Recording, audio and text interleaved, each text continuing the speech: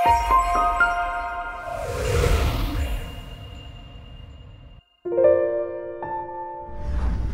everyone, selamat berjumpa kembali dalam pembelajaran firman Tuhan. Kita akan belajar untuk mengetahui bahwa hari Sabat di Kolose 2 ayat 16 adalah hari Sabat mingguan, bukan hari Sabat tahunan. Ada dua sudut pandang yang mengartikan hari Sabat di Kolose 2 ayat 16. Yang pertama ialah hari-hari Sabat ini sudah dipakukan ke kayu salib, karena hari-hari Sabat ini adalah hari-hari Sabat tahunan. Mereka yang mengatakan hal ini adalah orang-orang yang memelihara hari Sabat hari ke-7, yaitu hari Sabat mingguan. Sementara sudut pandang yang kedua mengatakan bahwa ini adalah hari Sabat hari ke-7, yaitu hari Sabat mingguan, yang dipakukan ke kayu salibnya Kristus.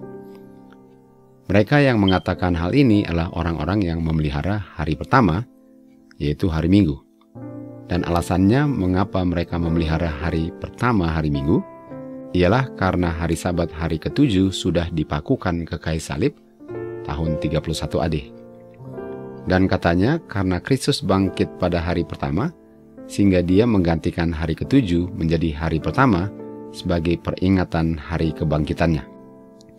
Jadi pertanyaannya, sudut pandang yang mana yang benar, atau apakah kedua-duanya salah? Mari kita selidiki bersama-sama dari kitab suci untuk mengetahui kebenarannya. Kita hanya akan mengizinkan firman Tuhan untuk menjelaskan apa yang dimaksudkan di Kolose 2 ayat 16. Kita mulai di Yohanes 9 ayat 14. Kata Sabat di ayat ini adalah hari yang mana Kristus menyembuhkan orang buta. Dan hari Sabat itu adalah hari Sabat hari ke-7. Kode Grikanya adalah G4521. Dan kata ini artinya sama dengan hari Sabat di Matius 28 ayat 1. Sekarang kita baca di Kolose 2 ayat 16. Kata Sabat di ayat ini artinya sama dengan yang di Yohanes dan Matius. Hari Sabat di Yohanes 9 ayat 14 sama dengan hari Sabat di Matius 28 ayat 1. Sama-sama hari Sabat mingguan yang kode Grikanya adalah G4521, yang adalah hari ke-7 sebelum hari pertama hari Minggu. Arti kata Sabat adalah istirahat mingguan dari pekerjaan sekuler. Bahasa Grikanya adalah Sabaton. Dan kata Sabaton ini diperolehnya dari kode Ibrani H7676. Jadi mari kita lihat kata Sabaton yang kode Ibraninya H7676. Kita temukan kata ini di Keluaran 20 ayat 8. Dan ayat ini adalah hukum keempatnya 10 hukum. Jadi hari Sabat di Kolose 2:16 adalah hari Sabat hari ke-7 atau hari Sabat mingguan, bukan hari Sabat tahunan. Kita kembali ke Kolose 2 ayat 16.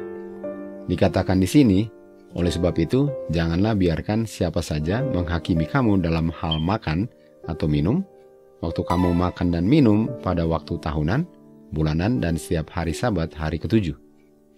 Kita gabung sekarang ayat 14 dengan ayat 16. Karena catatan hutang sudah dipakukan ke kayu salibnya Kristus, oleh sebab itu jangan kamu biarkan siapapun untuk menghakimi kamu, karena kamu tidak mempersembahkan korban persembahan binatang waktu kamu makan dan minum, yang kamu lakukan setiap pertemuan tahunan, bulanan, dan mingguan. Karena Kristuslah korban yang sudah menggantikan korban-korban persembahan binatang. Kata menghakimi atau judge, kata lainnya adalah condemn atau menuduh. Rasul Paulus dituduh atau dikondem karena dia tidak mengajarkan untuk mempersembahkan korban binatang sewaktu mereka meat dan drink pada waktu-waktu yang Tuhan sudah tetapkan, yaitu mingguan, bulanan, dan tahunan. Guru-guru orang Yahudi menetapkan bahwa agar seseorang dapat diselamatkan, dia perlu untuk disunat dan memelihara the ceremonial law dengan penuh. Dan karena ajaran inilah mengapa Rasul Paulus tulis Kolose 2 ayat 16. Jangan kamu dihakimi waktu kamu meat dan drink tanpa melakukan the ceremonial law. Yang ditiadakan adalah the ceremonial law, bukan hari Sabat hari ke-7, waktu mereka meat dan drink. Artinya meat dan drink pada waktu hari Sabat hari ke-7, bulan baru dan pertemuan tahunan tidak dipakukan ke kayu salibnya Kristus. Yang dihentikan adalah the ceremonial law, korban-korban binatang, keimamatan orang Lewi, dan Ka'bah di bumi. Jadi kesimpulannya, kata hari Sabat di Kolose 2 ayat 16 adalah hari Sabat mingguan, hari ke-7, bukan Sabat tahunan. Hari Sabat hari ke-7 adalah bagian dari 10 hukum. Hukum Tuhan tidak akan pernah dihentikan.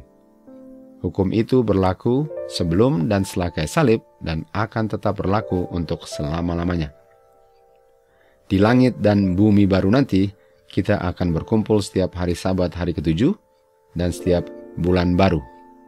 Dan perkumpulan ini akan tetap berlaku untuk selama-lamanya. Jadi pertanyaannya, mengapa banyak orang yang memelihara hari Sabat hari ke-7 mengatakan bahwa ayat Kolose 2:16 berbicara tentang apa yang sudah dipakukan ke kayu salibnya Kristus? Karena mereka katakan bahwa the feast keeping sudah dipakukan ke kayu salib tahun 31 AD. Dan karena hari Sabat disebut di ayat itu, itulah sebabnya mereka katakan bahwa kata Sabat itu artinya Sabat tahunan. Karena jikalau hari Sabat itu adalah Sabat mingguan, artinya mereka memakukan hari Sabat hari ke-7 ke kayu salib. Sementara mereka memelihara hari Sabat itu setiap hari ke-7. Itu sebabnya mereka katakan bahwa kata Sabat di Kolose 2 ayat 16 adalah Sabat tahunan. Dan bagi mereka yang memelihara hari Minggu hari pertama, karena mereka tidak memelihara hari Sabat hari ke-7, itulah sebabnya mereka katakan bahwa hari ke-7 sudah dipakukan ke kayu salibnya Kristus. Sementara firman Tuhan mengajarkan bahwa hari Sabat hari ke-7 tidak dipakukan tahun 31 AD dan perlu untuk dipelihara untuk selama-lamanya. Dan hari itu adalah bagian dari waktu untuk assemble atau berkumpul bersama untuk mempererat hubungan satu dengan yang lain dan dengan Tuhan sebelum pintu kasihan tertutup. Dan oleh sebab itu, marilah kita memelihara the feast of the Lord. Kita gather together sambil meat dan drink sesuai dengan apa yang Tuhan sudah perintahkan untuk kebaikan dan keselamatan kita semua. Semoga kebenaran ini bisa membebaskan kita dari kesalahan-kesalahan kita. To God be the glory. Let all who possibly can attend these yearly gatherings. Come, brethren and sisters, to these sacred convocation meetings to find Jesus. He will come up to the feast. He will be present, and He will do for you that which you most need to have done.